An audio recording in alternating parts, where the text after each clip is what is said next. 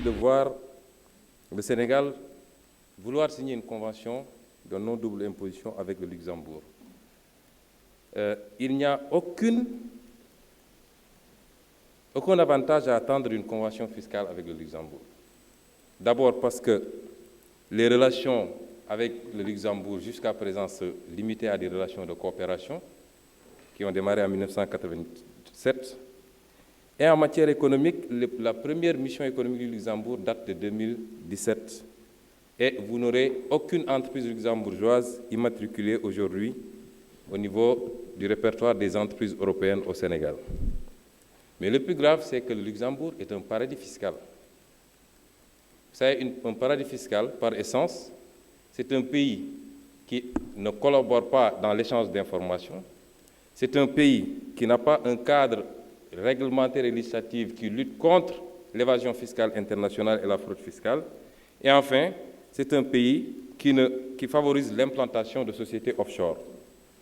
Dans les critères qui ont été élaborés par l'Union européenne après les scandales de LuxLeaks et des Panama Papers, les critères qui ont été élaborés, le Luxembourg remplit entièrement ces critères-là et est considéré comme un paradis fiscal.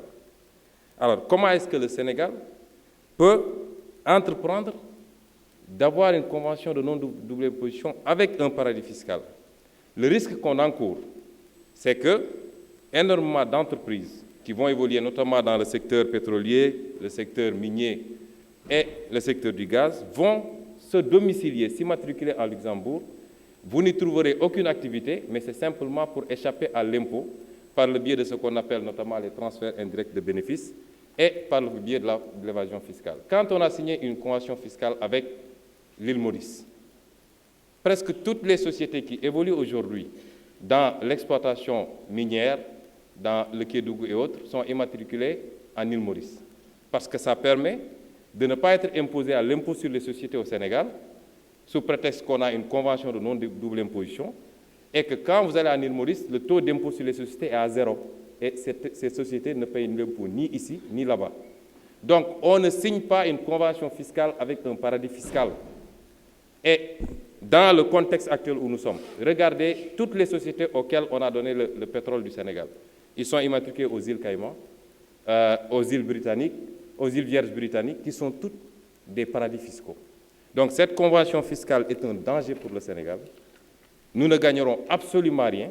Il n'y a pas de relation économique qui justifie la signature de cette convention fiscale.